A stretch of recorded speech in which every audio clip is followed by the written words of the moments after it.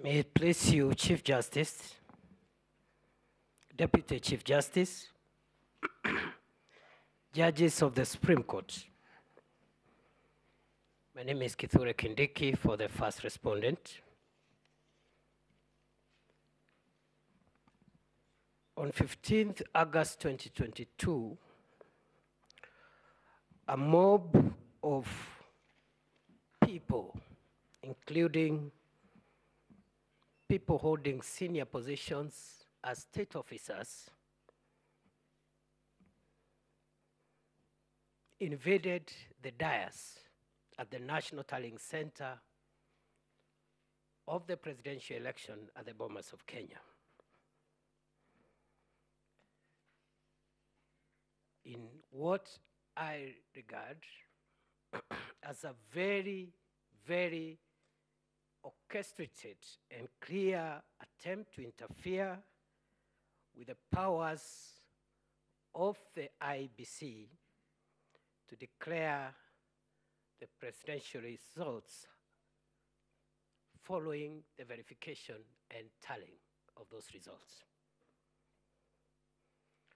As a result, chaos erupted. Several IBC commissioners, staff, and other people who were lawfully at the tallying center were seriously injured. To date, nobody has been asked even to write a statement on what happened on that day. Today, no investigations whatsoever have been made by the agencies of state which should be doing this. And to date, this heinous and frontal attack on our democracy remains unresolved, and the perpetrators are marauding around the country, and some of them are in this courtroom. Chief Justice,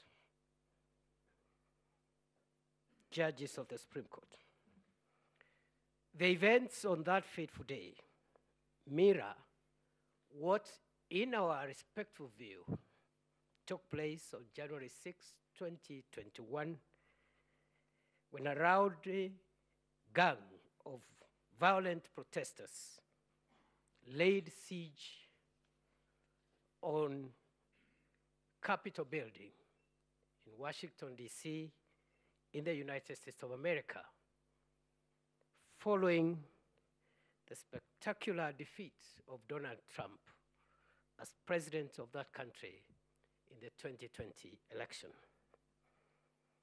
The chronology of events of that day, the day our country was shamed in the eyes and in the presence of diplomats from all over the world, local and international press. The events are detailed in the affidavit of Mr. Wafula Chebukati, a gallant son of Kenya. That affidavit is before this court and is dated 26th August 2022, particularly paragraphs 58 to 75. This has been corroborated, my lords, my ladies, by the affidavit of Professor Abdi Gulie and Boya Mulu, the affidavit of Boya Mulu, both of which are before this court, and the relevant parts are paragraphs 17 to 37 and paragraphs 9 to 10, respectively. We respectively submit that the aforesaid activities at the National Tallying Center on 15th of August 2022, regrettably perpetuated by emissaries, agents, supporters, and sympathizers of the first petitioner, who is now before this court seeking redress. Those events and those activities amount to nothing short of a flagrant attempt to overthrow the constitution of our country to subvert the sovereign will of the people of Kenya, contrary to Article 1 of the Constitution. It is our view that those events alone constitute nothing but an attempt to establish a government unconstitutionally, contrary to Article 3.2 of the Constitution. And in our humble and respectful view, Chief Justice, my lords, my ladies, the events of that day are basically an attempted but failed coup d'etat. Unfortunately, the jurisdiction of this court under Article 140 does not allow it to punish these egregious acts of treason, but these events must inform the context in which the main petition and its offshoots ought to be adjudged. Curiously, the mentioned public officers, who include civilian state officers, including a cabinet secretary, senior military officials, including the Vice Chief of Defense Forces, head of police, head of intelligence, the head of public service and chief of staff, which in itself is an illegal position under our constitution. All those people have not denied that they met the IEBC in plenary. The only thing they have told this court is that they went there to try and fast-track the declaration of results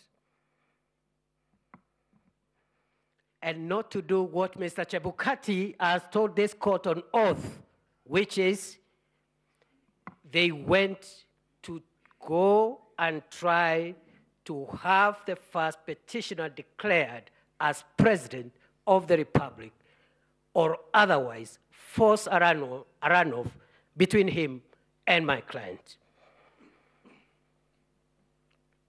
With tremendous respect, we ask this court to consider those acts as not only destructive to the independence of our institutions, but more particularly an affront on Article 249, 2A of the Constitution that describes the IBC and other such independent institutions in the following words, that they are independent, and I quote, and are not subject to direction or control of any person or authority.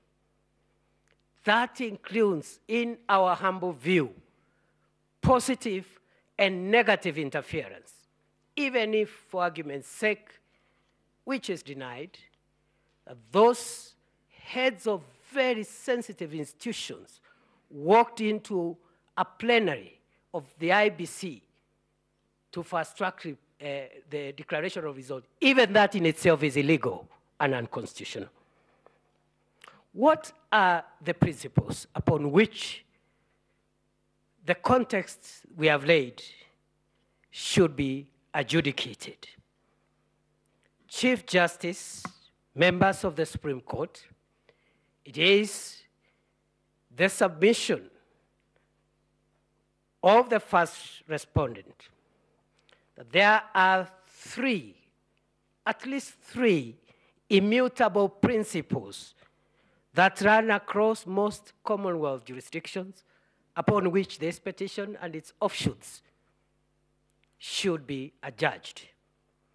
One is the principle that no election shall be questioned or declared void because of errors, informalities, irregularities, or illegalities that have little or no bearing to the process and the result. This principle, Chief Justice, judges of the Supreme Court, this principle has endured for more than 150 years and was first initiated in the United Kingdom Ballot Act of 1872, Section 13. 2, that the burden of proof in election petitions lies on the person who seeks judicial invalidation of the election, not on the respondents. This principle has been cited in one of the authorities we have relied in and already highlighted by learned counsel's, senior counsel Fred Ngatia, the case of John Mahama versus the Electoral Commission of the Republic of Ghana, 2021. Principle number 3, and this is specific to Kenya, and the minor KI decision. The polling station is the true locus for the free exercise of the voter's will. And I'm shocked to see the petitioner and the latest pseudo petitioner, because when I listened to the Attorney General with due respect, I clearly thought that we are listening to another petition, especially on the issue of Article 138.3c, despite the assurances that he was not opposed to any petition, and I think he fell short of saying he's supporting the petitions. What are the specific principles in the interest of time?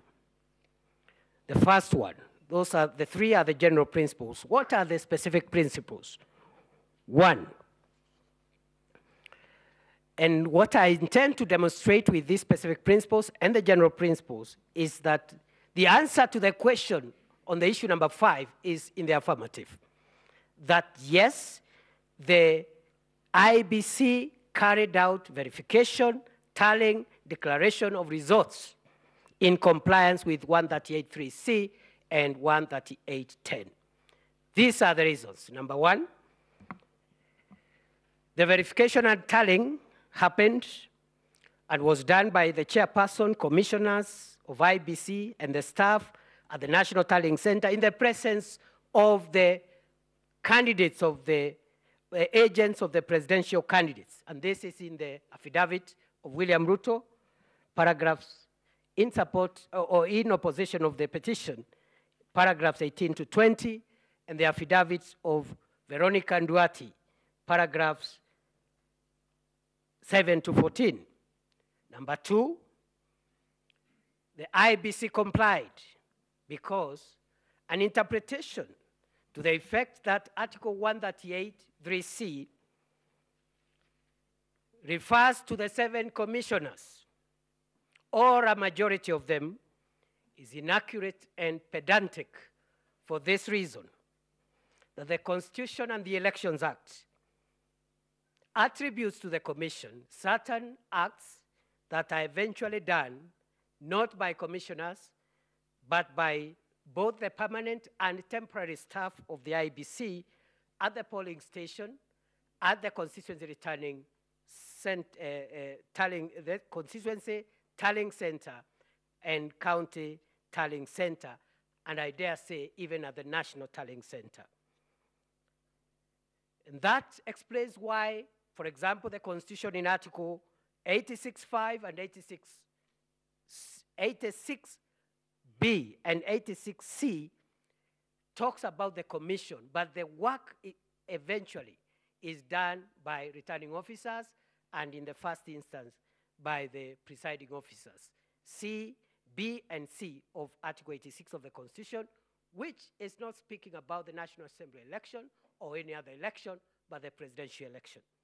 The actions of returning officers, presiding officers, are deemed to have been done by the Commission, and that explains our argument. Number 3, an interpretation to the effect that Article 138.3c refers to the 7 commissioners would lead to an absurdity in interpretation, because it is not humanly possible for the 7 men and women who are commissioners, however important they think they are, it is not humanly possible for them to tally results emanating from 46,229 polling stations across the country.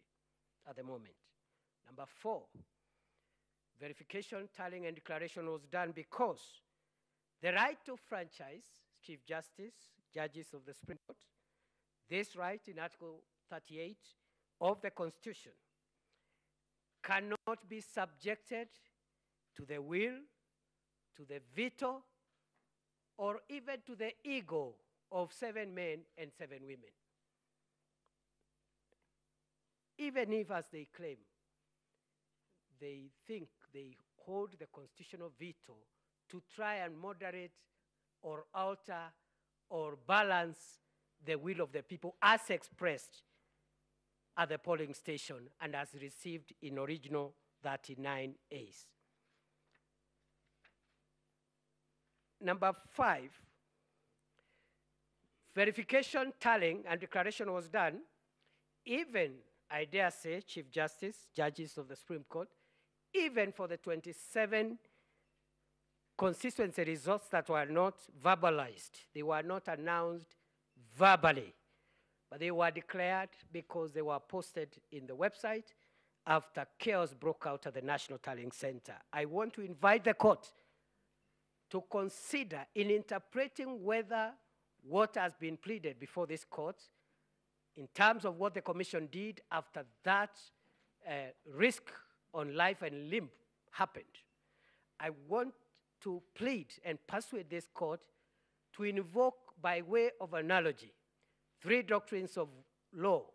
The first one is the doctrine of frustration in the law of contract, where there are contractual obligations to be performed, but the contract is frustrated. Number 2, the doctrine of necessity in international law. And thirdly and finally, the doctrine of supervening impossibility, where there are legal obligations, but the party on whose those obligations accrue cannot perform them as a result of supervening impossibility. Chief Justice, my lords, my ladies, number 6, the IBC verified and tallied and declared all the results because none of the 46,229 from 34As have been impeached.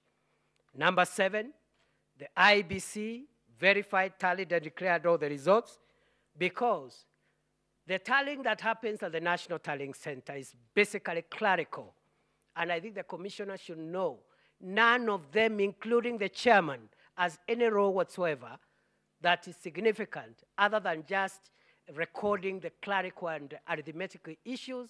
And this is so, and this explains why, even when there are discrepancies between what was transmitted through electronic means and what comes as a physical form, the best that the chairperson, as the returning officer, can do is to note the errors in the error form.